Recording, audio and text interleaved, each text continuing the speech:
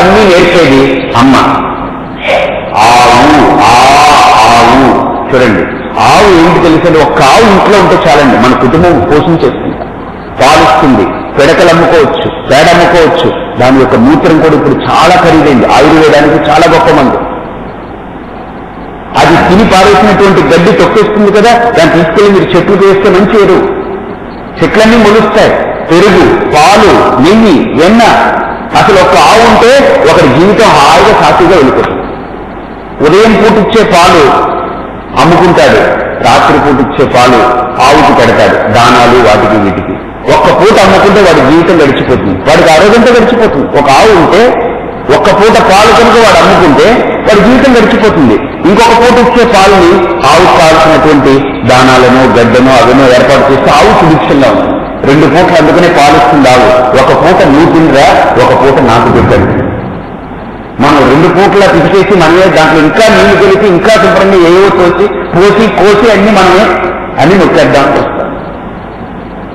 ఆవు అర్థం, అమ్మ ధర్మం, ఇల్లు ఈ ఇల్లు అది కామం. మనం వస్తే హాయిగా పడుకునేదానికి, సుఖాన్ని పొందడానికి, నా అనుకున్నటువంటి బంధాలు, నా అనుకున్నటువంటి ఆప్యాయతలు, అనురాగాలన్నీ పొందేది ఇంట్లోనే. కాబట్టి కామం ఇల్లు. కాబట్టి అమ్మ అంటే ధర్మం, ఆవు అంటే అర్థం, ఇల్లు అంటే కామం, ఈశ్వరుడు మోక్షం. ఒక చంటి పిల్లాడికి అక్షరాభ్యాసంలోనే ధర్మార్థ కామాలను మోక్షాన్ని నేర్పినటువంటి సంస్కృతి భారతీయ సంస్కృతి. అక్షరాభ్యాసంలోనే ఆ అమ్మ ధర్మము, ఆ ఆవు అర్థము, ఈ ఇల్లు కామము, ఈ ఈశ్వరుడు మోక్షము. ధర్మ అర్థ కామ మోక్షం అనేటువంటి చతుర్విధ పురుషార్థాలని పలక మీదే దిద్దించి చూపించినటువంటి సంస్కృతి భారతీయ సంస్కృతి, తెలుగు సంస్కృతి. అంత గొప్పది సంస్కృతి. దాన్ని వదిలేస్తున్నాం, దాన్ని మర్చిపోతున్నాం. కాబట్టి ఇక్కడ ఆ శబ్దం అనేది పరమశివుడి దగ్గర నుంచి ఉత్పత్తి అయింది. ఈ ప్రకృతికి ప్రధానం శబ్దం కనుక ఆ శబ్దం పరమేశ్వరుడి దగ్గర నుంచి వచ్చింది. అందుకనే త్యాగరాజస్వామి వారు శ్రీరాముడి మీద కీర్తనలు రాస్తారు ఆయన. అయితే కీర్తనలు రాసే ముందు ఆయన రాముడిని ఉపాసన చేసి కీర్తనని రాయాలని ప్రయత్నం చేస్తుంటే రాదు. ఒక్క కీర్తన బయటికి రాదు. లోపల ఆలోచనలు అయితే వస్తుంటాయి కానీ చేతిలో నుంచి బయటికి రావట్లేదు, ఒక్క అక్షరం బయటపడట్లేదు. ఏడుస్తాడు ఆయన, ఏడిచి పడుకుంటాడు ఆయన. అప్పుడు రాముడు ఆయన దర్శనం ఇచ్చి, అయ్యా త్యాగయ్య, నీకు నా అనుగ్రహం ఉంటే ఉండొచ్చు, లోకంలో ఎవరి అనుగ్రహమైనా ఉండొచ్చు, కానీ పరమశివుడి అనుగ్రహం లేకపోతే, శివుడాజ్ఞ లేకపోతే చీమైనా కదలదు. కాబట్టి ఆయన అనుగ్రహాన్ని పొందితే ఈ అక్షర సారస్వత్యం అంతా పన్నుకొస్తుంది అంటాడు ఆయన. ఆ రహస్యం చెప్తాడు రాముడు. వెంటనే త్యాగరాజస్వామి వారు లేచి స్నానం చేసి ఆయన ఇంటికి ఎదురుగుండా ఉన్నటువంటి ఆ వీధి చివరన శివాలయం ఉంటుంది, అక్కడికి వెళ్తాడు. నిజంగా అక్కడ పరమశివుడు భస్మాన్ని ధరించి, పుష్పాలు ధరించి అభిషేకమై అలా కూర్చుని ఉన్నట్టుగా, పిలుస్తున్నట్టుగా ఉంటుంది. రావయ్యా, నీ గురించి కూర్చున్నాను, నిన్ను అనుగ్రహించడానికి కూర్చున్నానన్నట్టుగా ఆ పరమశివుడు ఇలా కూర్చుని ఉంటాడు. ఈయన వెళ్ళి దండం పెట్టి మొట్టమొదటి కీర్తన ఈయన పాడుతాడు. మొట్టమొదటి కీర్తన మామూలుగా మహాగణపతి మీద కాదండి, శివుని చూడగానే ఆయన కీర్తన వస్తుందట. ఆ కీర్తన నాద తనుమనిషం శంకరం, నాద తనుమనిషం శంకరం, నాద తనుమనిషం. నాద తనుమనిషం శంకరం. పరమశివ, ఈ నాదము నీ దేహమే అయిపోయింది. వేదము నాదస్వరూపం, నాదము శివస్వరూపము. కాబట్టి ఏ అక్షరం బయటకు వచ్చినా అది శివశక్తి, ఆ శివస్వరూపం. ఈశ్వరానుగ్రహం లేకపోతే ఒక్క మాట బయటికి రాదు, ఒక్క అక్షరం బయటికి రాదు. ఎందుకని? అక్షర సిద్ధి పరమశివుడి వల్ల కలుగుతుంది. పరమశివుడు అంటే సామాన్యం కాదండి, మహాశక్తి అది. ఆ శివశక్తి సామాన్యం కాదండి. కాబట్టి ఇక్కడ అక్షర వాంగ్మయం ఆయన దగ్గర నుంచి వచ్చింది. అందుకని ఇక్కడ శంకరులు అంటారు, నిధయే సర్వ విద్యానాం, సర్వ విద్యలకు కూడా ఆయన నిధి. అందుకే అన్నమాచార్య కీర్తనలో కూడా వెంకటేశ్వర స్వామి మీద ఒక మంచి కీర్తన ఉంది. నిధియు నిదానము అని అంటాడు. నిధియు నిదానము నీవే అంటాడనమాట. నిధి నిదానం నీవే అయ్యున్నావు. అలాగని ఇక్కడ నిధయే సర్వ విద్యానాం భిషజే భవరోగినాం. భిషక్ అంటే వైద్యుడు. ఒక రోగి బాధపడి ఏడుస్తూ ఇంకా నా జీవితం అయిపోయింది అనుకున్నటువంటి వాడు మంచి వైద్యుడి చేతిలో పడితే చూస్తాడు, ఇలా చేయి పట్టుకుంటాడు, ఎక్కువ పట్టుకోడండి, ఇలా చేయి ఇక్కడ పట్టుకుంటాడు, 2 వేళ్లతోటి ఈ చేయి నరాన్ని ఇలా పట్టుకుంటాడు అంతే. ఇలా చూస్తాడు, ఇలా చూస్తాడు, ఇలా ఒకసారి నాలుకను చూస్తాడు, ఏముండదు. ఇలా చూసి అతని నాడీ పరీక్ష చేసి మందు ఇచ్చేస్తాడు. వాడు అన్ని దుఃఖాల నుంచి బయటపడి మళ్ళీ తాజాగా తయారయ్యి బాబు దేవుళ్ళ కాపాడారని. కాబట్టి ఇక్కడ పరమశివుడు కూడా బిషప్ వైద్యుడు. ఎలాంటి వైద్యుడు అనంటే తమిళనాడులో వైదీశ్వరం కోవిల ఒకటి ఉంది, వైద్యనాథం కోవిల. అక్కడ శివుడు వైద్యనాథుడు, ఆయనకి పేరు. ఆయనకి పేరు వైద్యనాథుడు. ఆయన భార్య పార్వతీదేవి, ఆవిడకి పేరేమి తెలుసండి? తెయ్యల్ నాయకి అని పేరు. ఈయన పేరు వైద్యనాథుడు, ఆవిడ పేరు తెయ్యల్ నాయకి. తెయ్యల్ నాయకి అంటే తెయ్యల్ అంటే కుట్టడం అనమాట, సర్జన్ అనమాట. ఆవిడ సర్జన్, ఈయనేమో జనరల్ ఫిజిషియన్. ఈయన చూసి ప్రిస్క్రైబ్ చేసి రాసి పంపిస్తే ఆవిడ అన్ని కోసి కట్ చేసి కుట్టేసి పంపిస్తుంది. కాబట్టి అసలు మొండి జబ్బులు ఏవైతే ఉంటాయో, తీరని జబ్బులు వ్యాధులు ఏవైతే ఉంటాయో వాళ్ళని అక్కడ తీసుకెళ్లి 11 రోజులు ఉంచుతారు. అక్కడ స్నానం చేయించి ఆ పరమశివుడికి అమ్మవారికి నమస్కారం చేయించి అక్కడ ప్రసాదం పెడతారు. వాళ్ళు మిరియాలు జీలకర్ర ఇవన్నీ వేసి అది 11 రోజులు పెడతారు. తింటే చాలా వరకు జబ్బులు తగ్గుతాయని, మొండి వ్యాధులన్నీ తగ్గుతాయని అక్కడ పురాణ ప్రతీతి, ఫల పురాణం చెప్తుంది. కాబట్టి ఆయన వైద్యనాథుడు. ఇక్కడ విషజే భవరోగినాం, మనకేమి ఇక్కడ భవరోగం ఉంది, దీన్ని పోగొట్టాలంటే ఆయనే రావాలి. గురవే సర్వలోకానాం, ఆయన ఈ లోకాలన్నిటికీ కూడా గురువు అండి. లోకంబులు, లోకేశులు, లోకస్థులు తెగిన తిడిన లోకంబగు పెంచీకటి కిన్నవ్వల నెవ్వండు నేకాకృతినే వెలుగొండు. అతను పరమశివుడు. ఆయన సమస్త లోకాలకి కూడా గురువు. ఆయన శివుణ్ణి చూడండి, ఎప్పుడు ఏ ఆర్భాటం ఉండదు, ఏ అడావుడు ఉండదు, ఏ అలజడి ఉండదు, అలా కూర్చుంటాడు ఆయన. మీరు ఒక చెంబు నీళ్లు పోస్తే ఆనందపడిపోతాడు, ఒక పత్రి పెడితే ఆనందపడిపోతాడు. తిరువన్నామలై క్షేత్రంలో గిరి ప్రదక్షిణ చేస్తాను. ఎప్పుడు వెళ్ళినా హాయిగా ఒంటరిగా అలా వెళ్ళి గిరి ప్రదక్షిణ చేస్తాను. ఈ జనాలతోటి వాళ్ళతోటి వెళ్తే మళ్ళీ కలకల కలకల కలకల అంటుంది. అర్ధరాత్రి వెళ్ళి హాయిగా వెళితే ప్రశాంతంగా ఉంటుంది. వెళ్ళేటప్పుడు మీరు బాగా గమనించండి, మీరు గమనించారో లేదో, అక్కడ ఒక మోక్ష ద్వారం అని ఒకటి ఉంది, చిన్నది, చిన్న గుడిసిలాగా ఉంటుంది, చిన్న కన్నం, అందులో దూరం అంటారు వాళ్ళు. నాతో పాటు ఒక ఆయన దూరారు. ఆయన కొద్దిగా పొట్ట మనిషి, బలంగా ఉన్నాడు. ఆయన అనుమానంతో దూరాడు. నేను అన్నాను, బాబు సంశయాత్మ వినశ్యతి, అనుమానాలతో దూరకు, నీకు అనుమానం ఉంటే వెళ్ళకు, అనుమానం లేకపోతే ఆయుధ వెళ్ళిపో, భారం ఆయన మీద పడేసి వెళ్ళిపో అన్నాను. ఆయన ఏదో 2 దూరుతాను లేదని దూరాడు. ఆయన దూరి బయటికి రాడు, లోపల ఉండదు, ఇరుక్కుపోయాడు. అక్కడ గుర్తుపెట్టుకోండి, ఆ ద్వారంలో ఎంత బలిష్ఠులైనా ఎంత లావు వాళ్ళైనా బయటకు వచ్చేస్తారండి, కానీ ఎంత బక్కగా ఉన్న వాళ్ళైనా అనుమానం పెట్టుకుంటే ఇరుక్కుపోతారు. అది అందులో ఉండేది. మోక్షానికి అదే రహస్యం. అనుమానం ఉంటే నువ్వు పనికిరాదు ఈ శాస్త్రానికి. సంశయాత్మ వినశ్యతి, అనుమానం ఉండకూడదు. గురు వేదాంత వాక్యాదిషు సత్యబుద్ధి అవధారణమేవ శ్రద్ధ.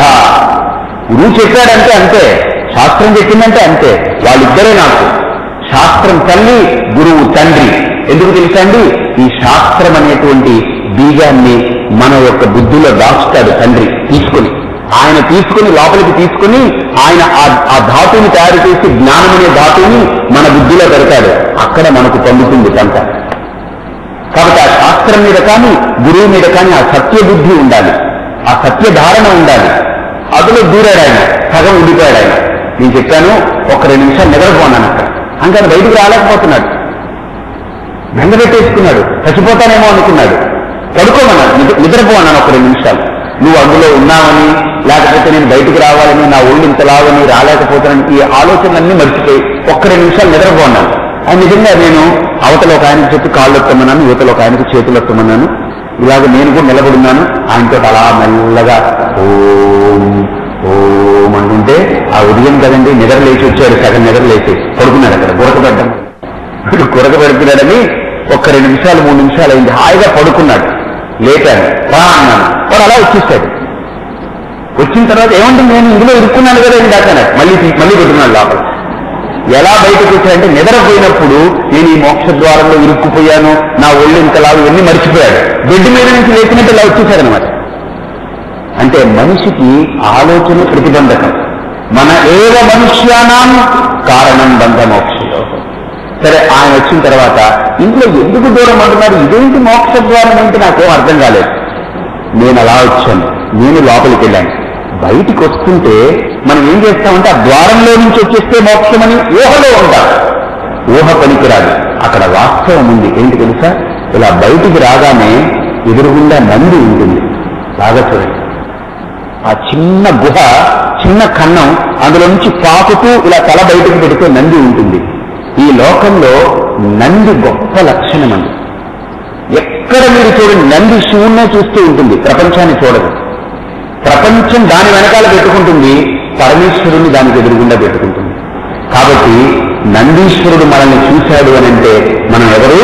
పరమశివులమే. నేను అందులో నుంచి దూరి వచ్చానంటే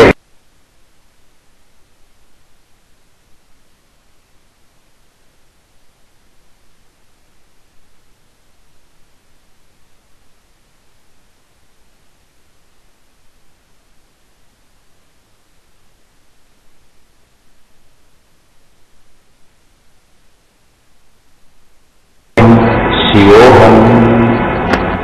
అక్కడ మోక్షం అది, అంటే అది సంకేతం, అది తెలియజేస్తుంది. అబ్బాయి నువ్వు శివుడివిరా అని ఆ ద్వారం ద్వారా మనల్ని బయటకు తీసుకొచ్చి అదొక సంకేతకంగా, ఒక సూచన ప్రాయంగా తెలియజేస్తున్నారనమాట. అంతేగాని అందులో నుంచి దూరం వచ్చేస్తేనండి వచ్చేది కాదు, బుద్ధితో గ్రహించితేనే మోక్షం. కాబట్టి ఇక్కడ కూడా గురవే సర్వలో. సరేనండి, ఈయన అసలు ఎలా ఉన్నాడంటారు? ఈయన ఒక పక్క గురువు అంటున్నారు, ఒక పక్క అమూర్తి అంటున్నారు, ఒక పక్క నిర్గుణం అంటున్నారు, ఒక పక్క సగుణం అంటున్నారు. అసలు ఆయన గురించి చెప్పాలా? ఈ ఒక్క శ్లోకం చెప్తుంది, చెప్పండి. ఓం నమః ప్రణవార్థాయ శుద్ధ జ్ఞానైకమూర్తయే నిర్మలాయ ప్రశాంతాయ దక్షిణామూర్తయే నమః. ఇది శంకరులు కూడా ఈ ధ్యాన శ్లోకాల్ని దక్షిణామూర్తి గురించి పూర్తిగా చెప్పదలిచి ఈ ఒక్క శ్లోకంతో ఆయన యొక్క తత్వాన్ని వివరిస్తున్నారు. ఓం ప్రణవార్థాయ నమః. ఓం అంటే ఏంటి? ఆ మా కాదు, మకార పొల్లదు. ఆ అంటే సృష్టి. ఇలా మీరు నోరు తెరుచుకున్నారా? సృష్టి. ఆ అనగానే సృష్టి, ఊ అనగానే స్థితి. అంటే మీ 2 పెదాలు దగ్గరకు వస్తుంది, పూర్తిగా మూసుకోలేదు, పూర్తిగా తెరవలేదు, అందులో నుంచి గాలి బయటకు వస్తుంది. ఊ అన్నప్పుడు వేడి గాలి వస్తుంది. స్థితి, ప్రాణం. అన్నప్పుడు 2 పెదాలు మూసుకున్నాయి, శబ్దం అందులో లీనమైపోయింది. ఆ అంటే పూర్తిగా తెరుచుకుంది సృష్టి. ఓ అంటే స్థితి, అని అంటే లయం. సృష్టి, స్థితి, లయం 3. అందుకని ఇంగ్లీష్లో నాకు చాలా ఇష్టమైన పదం ఒకటి ఉంది, గాడ్. గాడ్ గాడ్ అంటారు, GOD. అంటే జి అంటే జనరేటర్, సృష్టికర్త. ఓ అంటే ఆర్గనైజర్, స్థితికర్త. డి అంటే డిస్ట్రాయర్, లయకర్త. సృష్టి, స్థితి, లయము, ఈ 3 చేసేవాడే గాడ్. ఎంత గొప్పగా శబ్దం చూడండి. ఆ ఓం. ఇప్పుడు నాకు ఒక పేరు ఇచ్చారు పరిపూర్ణానంద, మీకు ఒక పేరు ఇచ్చారు లక్ష్మి అని, ఇంకొకరికి ఒక పేరు ఇచ్చారు సుబ్బారావు అని, ఒకరికి వెంకటేశ్వరరావు, ఒకరికి అప్పారావు. ఈ పేరు ఎందుకు ఇచ్చారు అని అంటే నన్ను గుర్తించడానికి ఒక పేరు ఇచ్చారు. అలాగనే పరమాత్ముడితో మనం అనుబంధం ఏర్పరుచుకుని వ్యవహరించడానికి ఒక నామం ఏంటి? ఓం. ఓం అనేది పరమాత్ముడికి ఒక పేరు మాత్రమే. అదే శాశ్వతం అనుకోకండి, అది ఒక పేరు అంతే. నాకు ఇవ్వబడ్డది పరిపూర్ణానంగా, నేను పుట్టిన తర్వాత నాకు ఇవ్వబడ్డది వ్యవహారార్థం. అంతేగాని పేరు శాశ్వతమని కాదు, వ్యవహారం కోసం ఇవ్వబడ్డ పేరు. అలాగనే పరమాత్మకు కూడా శాస్త్రం ఒక పేరు నామకరణం చేసి ఏంటది? ఓం. ఆ ఓంకారంలో ఏ గుణము లేదు కనుక, నిర్గుణం కనుక ఆ ఓంకారాన్ని అందరి దేవతల స్తోత్రనామాల్లో వాడుతారు. ఓం నమః శివాయ, ఓం నమో నారాయణాయ, ఓం నమో భగవతే వాసుదేవాయ, ఓం ఐం హ్రీం శ్రీం శ్రీమాత్రే నమః, ఓం శ్రీరామ్ జయ రామ జయ జయ రామ, ఓం నమో వెంకటేశాయ, ఓం మహాగణాధిపతయే నమః, ఓం ఐం సరస్వత్యై నమః, ఓం శ్రీం మహాలక్ష్మ్యై నమః, ఓం హ్రీం దుర్గాయై నమః. మీరు ఏ దేవతలను ఉచ్చరించినా కామన్ గా ఉపయోగించే శబ్దం ఓం. ఎందుకని? ఓం ప్రణవం లేకపోతే ఈ దేవతా మంత్రాలకు శక్తే లేదు. ఆ ప్రణవానికి ఏ గుణము లేదు. వైష్ణవులైనా ఓంకారాన్ని వాడాలి, శైవులైనా ఓంకారాన్ని వాడాలి, శాస్త్రీయులైనా ఓంకారాన్ని వాడాలి. కానీ వీళ్ళందరూ కొట్టుకు తెస్తారు. శ్రీమన్నారాయణుడే దేవుడు, శివుడు దేవుడు కాదని వీళ్ళంటారు. శివుడే దేవుడు, శ్రీమన్నారాయణుడు దేవుడు కాదని వీళ్ళంటారు. వేమన ఒక గొప్ప శ్లోకం చెప్పాడు. ఏమంటే వీళ్ళందరూ కొట్టుకు చేస్తూ ఉంటే చూసాయినా, శైవ వైష్ణవాది షణ్మతంబులకెల్ల దేవుడొక్కడనుట తెలియలేదే, తమకు భేదమున్న తత్వంబు భేదమా విశ్వదాభిరామ వినురవేమ అన్నాడు. వీళ్ళు ఎందుకు ఇలా కొట్టుకు తెస్తారో అర్థం కావట్లేదు. వీళ్ళు ఎందుకు కొట్టుకుంటున్నారు అంటే, నారాయణుడి దగ్గరుండి కొట్టుకుంటున్నారు, శివుడి దగ్గరుండి కొట్టుకుంటున్నారు, అమ్మవారి దగ్గరుండి కొట్టుకుంటున్నారు. వీళ్ళందరూ ఈ నామరూపాల దగ్గరుండి కొట్టుకుంటున్నారు. వీటిని దాటి ప్రణవం దగ్గరికి వస్తే ఏముంది అక్కడ? రూపం ఏమీ లేదు. ఆ ఓంకారాన్ని ఉచ్చరిస్తూ ఉచ్చరిస్తూ ఉచ్చరిస్తూ తానే విలీనమైపోతాడు. అక్కడ ఆత్మ చైతన్యమే మిగులుతుంది. అది ప్రణవం. ఓం నమః ప్రణవార్థాయ శుద్ధ జ్ఞానైకమూర్తయే. ఆ ప్రణవం ఏ రకంగా నిర్గుణమో, నిరాకారమో, నిర్వికారమో, ఈ దక్షిణామూర్తి కూడా నిర్గుణ స్వరూపమైన నిరాకార స్వరూపం, నిర్వికార స్వరూపం, శుద్ధ జ్ఞాన ఏకమూర్తి దక్షిణామూర్తి. ఎలా ఉన్నారండి? నిర్మలాయ ప్రశాంతాయ. ఎంత పదాలు, ఎంత గొప్ప పదాలు వాడారు చూడండి. ప్రశాంతత ఎప్పుడు ఉంటుంది? నిర్మలంగా ఉంటే ప్రశాంతత, నిర్మలంగా ఉంటే ప్రశాంతత. మలం ఉంటే అశాంతి, నిర్మలం ఉంటే ప్రశాంతి. అర్థమైందా? మలం ఉందనుకోండి, మలం అంటే కామము, క్రోధము, లోభము, మోహము, ఏదో ఒక అలజడి, లోపల ఏదో ఒక రకమైన ఘర్షణ ఉంటే మనిషి ప్రశాంతంగా ఉండగలడా? లేడు. లోపల నిర్మలంగా ఉందనుకోండి, మనిషి హాయిగా ఉంటాడు. రాత్రంతా ఆలోచిస్తూ నిద్ర పట్టకుండా పడుకుని ఉదయం లేచిన వాడి ముఖం చూడండి, రాత్రి హాయిగా పడుకుని అన్నిటినీ మరిచిపోయి అలాగ ఒళ్ళు మరచి, ఇల్లు మరిచి, అన్నిటినీ మరిచి పడుకున్నటువంటి వాడు ఉదయం లేవగానే వాడి ముఖం చూడండి తేటగా ఉంటుంది, ప్రశాంతంగా ఉంటుంది. నిర్మలంగా నిద్ర పట్టింది కనుక ప్రశాంతంగా ఉన్నాడు. మలంతో పడుకున్నాడు కనుక అశాంతితో ఉన్నాడు. కాబట్టి ఈ మలాన్ని, ఈ అశాంతికి కారణం ఏంటి? మలం. ఈ మలానికి కారణం ఏంటండి? అజ్ఞానం. ఈ దక్షిణామూర్తి ఏం చేస్తున్నాడు తెలుసండి? అశాంతిని పోగొట్టట్లేదు, మలాన్ని పోగొట్టట్లేదు. వీటన్నిటికీ కారణం ఏదైతే ఉందో దాన్ని తొలగిస్తున్నాడు. ఎందుకనంటే కార్యాన్ని తొలగిస్తూ పోతే చెట్టుందనుకోండి, ఆకులన్నిటినీ తీసేశారనుకోండి, మళ్ళీ వసంతకాలం రాగానే చిగురిస్తుంది, ఆకులు వచ్చేస్తాయి. చిచిచి ఆకులన్నీ తీస్తే చెట్టు చచ్చిపోలేదు అని ఒకడేం చేసింటే కొమ్మలన్నీ ఇరికేశాడు.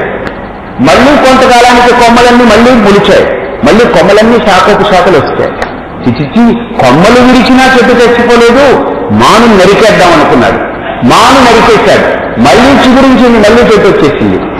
మళ్ళీ అనుకున్నాడు, చిచి ఈ చెట్టును నరకాలంటే పైనే కొడితే సరిపోదు, దీని మూలాన్ని తీసేయాలనుకున్నాడు. తవ్వాడు, దీని మూలం ఎక్కడుందో తవ్వాడు, ఎండుంది. ఆ వేర్లన్నీ తీసి బయటపడేశాడు. ఈ చెట్టు మొలుస్తుందా? మొలవదు. మనం కూడా దుఃఖం వస్తే ఆ దుఃఖాన్ని తొలగించాలనుకుంటాం, బాధ వస్తే ఆ బాధను తొలగించాలనుకుంటాం. కానీ గుర్తుపెట్టుకోండి, ఈ దుఃఖాలు ఒకటి తర్వాత ఒకటి వస్తూ ఉంటుంది. అందుకనే శంకర్లు అంటారు బ్రహ్మసూత్ర భాష్యంలో, అస్య అనర్థ హేతోహో ప్రహాణాయ ఆత్మైక్య విద్యా ప్రతిపత్తయే సర్వే వేదాంతాః ఆరభ్యంతే. నేను దుఃఖాలు తొలగించను, బాధలను తొలగించను, మిమ్మల్ని మార్చను, ఏది చేయను. మీలో ఏ కారణమైతే దాగుందో అన్నిటికీ మూల కారణం, ఆ మూల కారణం ఏదైతే ఉందో దాన్ని తొలగిస్తే చాలు, అన్ని తనంతటది సర్దుకుంటుంది. బాగా ఆలోచించండి. డాక్టర్ గారి దగ్గరికి ఒకరికి పెద్ద వ్రణం ఏర్పడింది. వ్రణం అంటే తెలుసు కదండి, గాయం ఏర్పడితే వెళ్ళాడు. డాక్టర్ గారు చూశారు, అరే ఇది బాగా పెద్దదైపోయింది అని చెప్పి అక్కడ స్పిరిట్ వేసి క్లీన్ చేసి ఆయింట్మెంట్ ఇచ్చారు. బాగా చూడండి, ఆయింట్మెంట్ ఇచ్చి దాని మీద కట్టు పెట్టారు, 4 టాబ్లెట్స్ రాశారు. ఇది వేసుకొనైనా 4 రోజులు తగ్గిపోతున్నారు. డాక్టర్ గారు దెబ్బ ఇక్కడ కదా, దీన్ని క్లీన్ చేశారు, ఆయింట్మెంట్ పెట్టారు, కట్టు పెట్టారు, సరిపోతుంది, మందులు ఎందుకు మింగాలి? నాయన, ఈ ఆయింట్మెంట్ క్లీనింగ్ అనేది పుండు పై భాగాన్ని మార్చడానికి, పుండు లోతుగా ఉన్నటువంటి మూలం ఉందే దాన్ని పోగొట్టాలంటే మీ మందు లోపలికి మింగాలి. లోపల ఉన్నటువంటి దాని మూలం తొలగించాలి. ఇప్పుడు ఆయింట్మెంట్ రాశాను, కట్టు పెట్టాను, బాగుంది, మళ్ళీ 4 రోజుల తర్వాత మళ్ళీ చూస్తే అలానే ఉంటుంది మందులు మింగకపోతే. కాబట్టి మందు లోపలికి ఎందుకు మింగాలి అని అంటే ఈ వ్రణం యొక్క లోతులో ఉన్నటువంటి దాని మూలాన్ని సకలించేస్తుంది. ఈ ఆయింట్మెంట్ దేనికి అంటే పై భాగాన్ని మారుస్తుంది. కాబట్టి పై నుంచి లోపల నుంచి కూడా దాని యొక్క దుఃఖాన్ని తొలగించగలిగినటువంటి విద్య ఆత్మవిద్య. ఆ విద్యను దక్షిణామూర్తి మనకు ప్రబోధిస్తారు మౌన వ్యాఖ్యతోటి.